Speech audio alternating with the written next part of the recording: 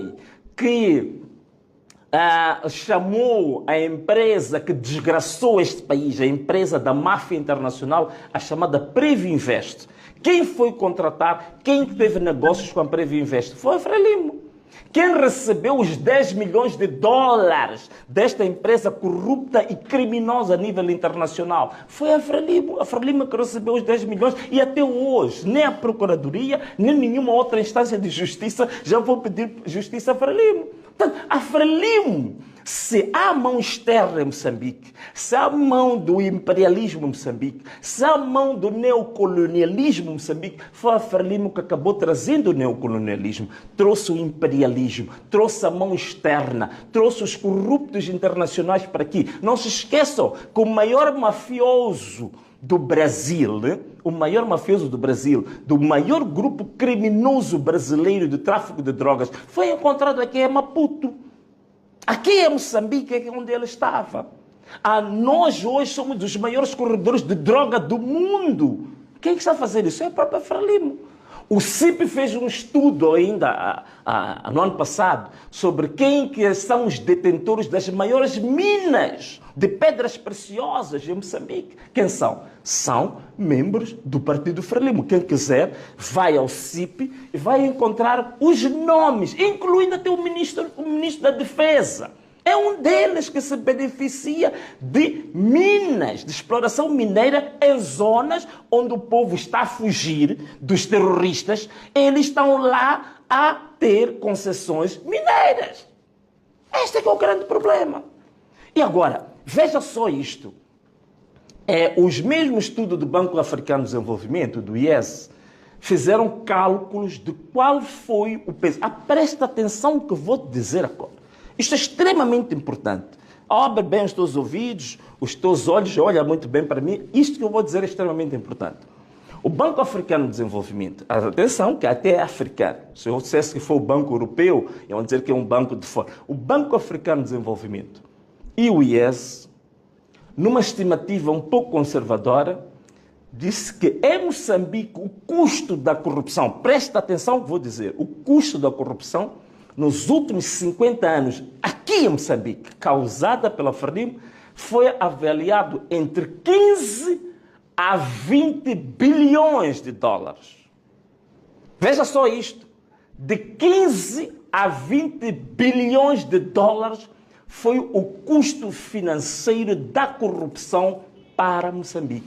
Significa, há 15 a 20 bilhões de dólares que devia ter sido aplicado para desenvolver as estradas, para desenvolver portos, barragens, diques, para desenvolver, digamos assim, a comercialização agrícola, para desenvolver um sistema de saúde, para desenvolver a nossa educação, para dar melhor qualidade de vida à população, mas entraram nos bolsos de certas pessoas. Quem são essas pessoas? São pessoas ligadas ao Partido Libertador, Partido Frelimo.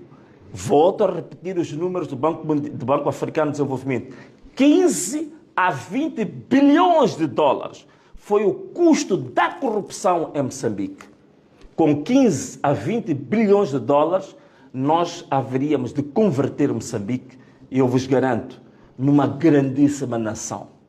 Numa grande nação, que nos desse esses 15 a 20 bilhões de dólares, o que Moçambique não seria? Seria uma grande nação. Que tipo de qualidade de vida íamos dar aos moçambicanos?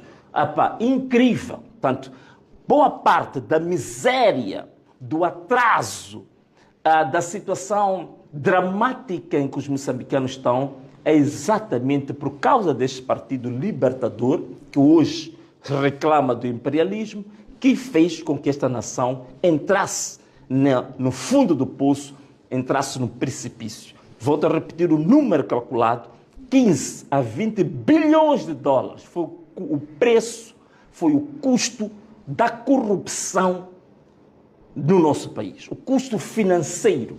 Então, já falei da Guerra dos 16 anos, dos números, estou a falar dos números da corrupção. Portanto, está mais do que claro aqui os verdadeiros custos que foram causados neste país e que não tem nada a ver com estes discursos de se acomodar atrás do imperialismo e do neocolonialismo. Portanto, fica aqui muito claro que os 16 anos de guerra foram muito mais dramáticos, muito mais destruidores do que propriamente o que aconteceu no período das manifestações, não é? Portanto, quem não quer ver isto, quem não sabe, significa não está preparado, não tem compreensão mínima de fenómenos históricos, fenómenos sociológicos e fenómenos económicos. Portanto, não está capacitado para fazer uma interpretação histórica adequada do país que diz que quer governar, porque até agora não me parece estar a governar. Parece que a única agenda da sua governação é só falar do Venâncio por todo lugar onde passa. Governação que é boa, ainda não vi nada. Bom, caros amigos, queria partilhar também uma coisa convosco. É que eu estou a receber muitas chamadas, muitas mensagens. Ontem, antes de ontem, recebi muitas mensagens no nosso canal, no nosso e-mail de denúncias. As pessoas reclamarem porque em Moçambique ainda não temos um operador aéreo privado. O espaço aéreo doméstico, sobretudo os voos comerciais domésticos, ainda estão dependentes, estão exclusivamente com a LM, e que, como vocês sabem, a LM está totalmente falida, escangalhada, estropiada, miserável, digamos, pelos grandes esquemas de corrupção. E eu já fiz um programa aqui que eu falei da história da LM, da história da aeronáutica civil em Moçambique, e que eu dei muitos dados sobre as razões da decadência da LM.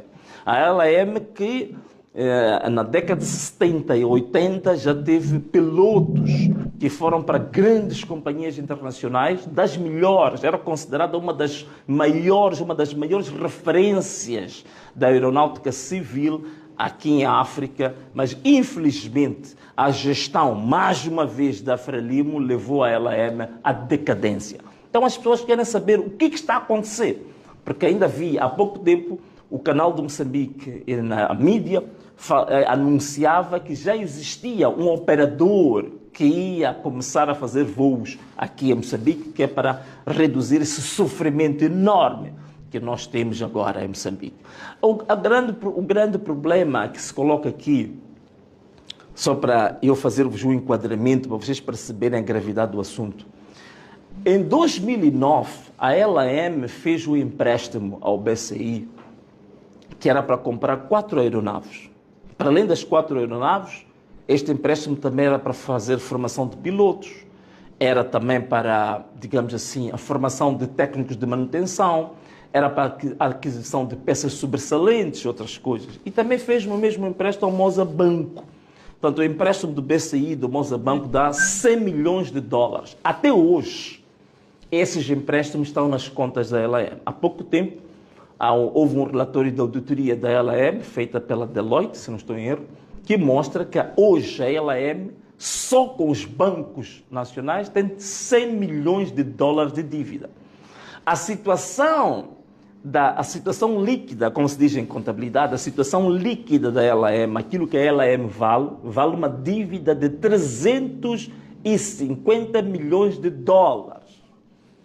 Portanto, a LM, neste momento, ela tem uma situação líquida negativa de 350 milhões de dólares. Só com bancos, são 100 milhões de dólares para o BCI e o Moçambique. Aquilo que eu já tinha dito aqui. E vejam só, a LM fez um negócio, fez uma reestruturação da sua dívida, portanto, negociou com o BCI e com o Moçambique para estender o prazo do pagamento dos 100 milhões de dólares. Significa que a LM só vai pagar a sua dívida em 2033.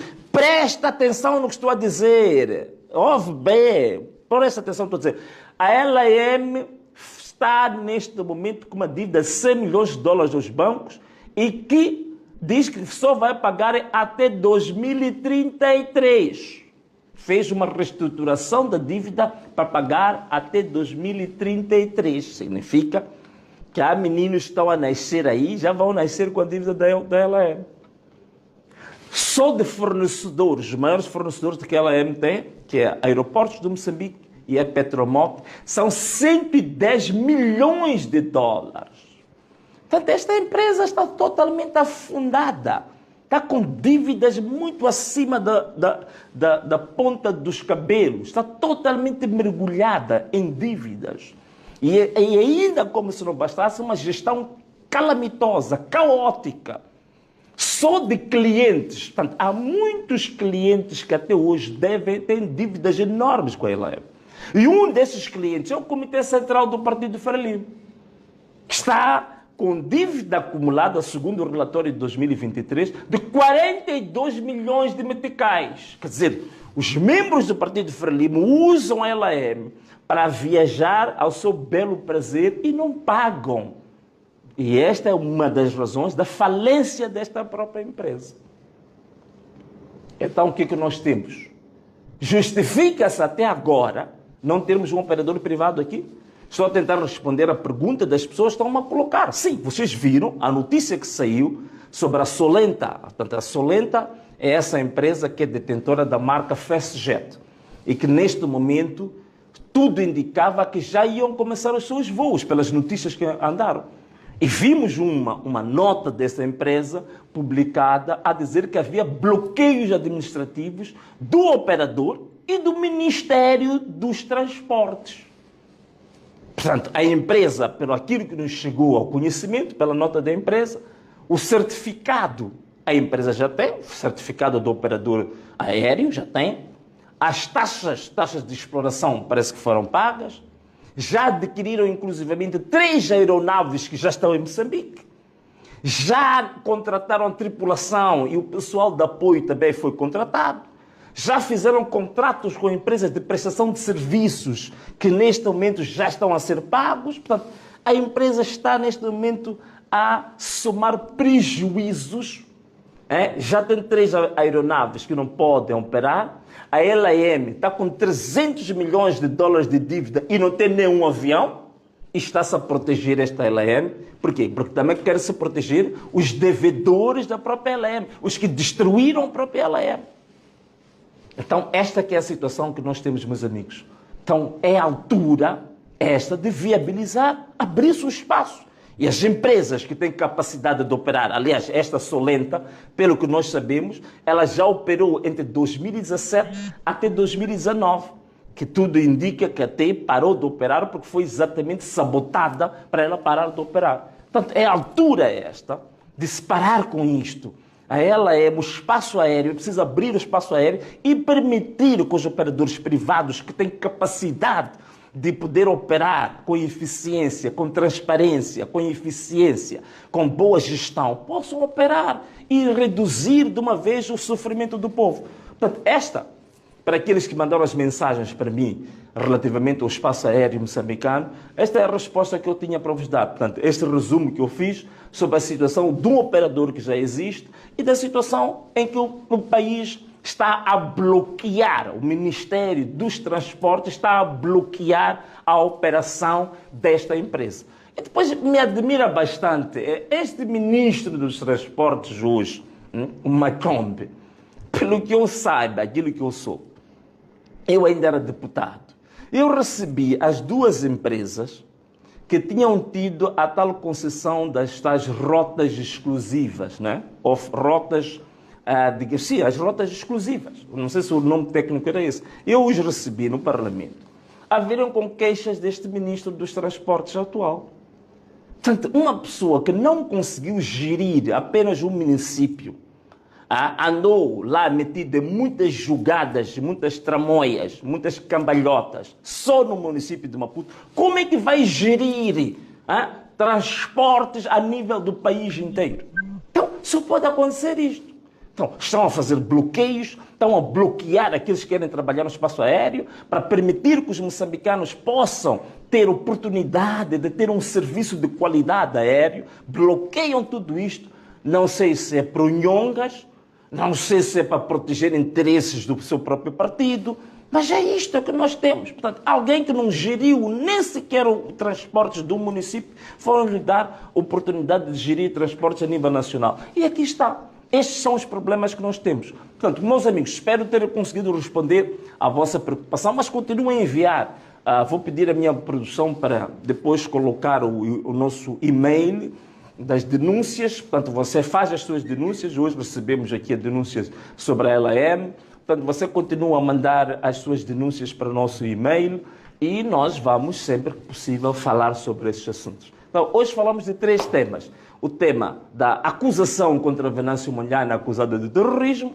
Falamos do tema de Daniel Francisco Chapo, que dizia que as manifestações causaram mais danos que os 16 anos de guerra e que também os partidos libertadores estavam em risco ou estavam sendo atacados pelo imperialismo e o neocolonialismo para os tirar do poder. E, por último, falei aqui do espaço aéreo em Moçambique, que está sendo bloqueado pelo regulador e pelo Ministério dos Transportes, para impedir que possa haver um trabalho de qualidade no país e manter-se assim o sofrimento em que este povo se encontra.